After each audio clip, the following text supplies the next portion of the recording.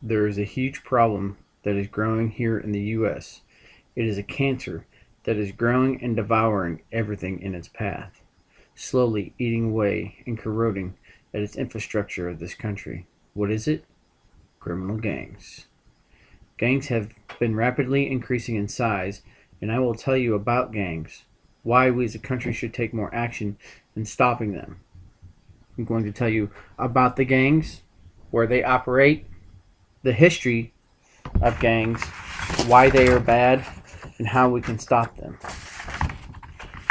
According to Luke McKenna of the Business Insider, there are over 1.4 million active members in gangs, 33,000 different types of gangs. There is, as of 2009, there is 1 million people in gangs, which is a 40% increase.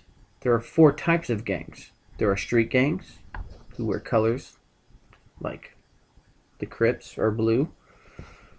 They also use symbols like that for the blood. We have motorcycle gangs, use insignias like helmets with pigtails, things of that nature. We have prison gangs. They use different types of tattoos to show that you're in a certain type of gang.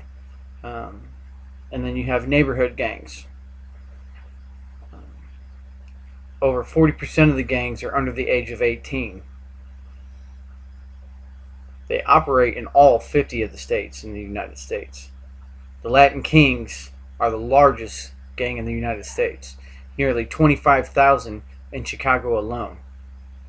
California, New Mexico, Illinois, Idaho, and Nevada are just several of the states that the Latin Kings are very prominent in. Gangs started roughly in 1783. They were branched from the mafia. They were used mainly to operate in heavily populated cities. Now that I've told you some background information on them, let's look at how they are destructive. Why they are bad. According to the FBI, 43% of crime in the U.S. is committed by gangs. 90% in some states. What types of crimes? Murder, drugs, counterfeit, fraud, and prostitution. Now that we've heard how destructive they are, let's talk about how we can try to stop them. According to Robert Walker on Gangs or U.S., the government can increase police patrol. Use harsher sentences for those that are convicted. Education? Let's help those in low-income areas in school. Abolish the law that allows kids to drop out at the age of 16.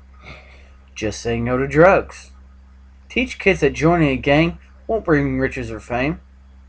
And with the family, the parents should be able to see the signs. They should also be positive role models for their children. In conclusion, you should by now see why gangs are a parasite on this nation. If gangs were to be rendered useless, there would be drastically lower crime rate in the United States.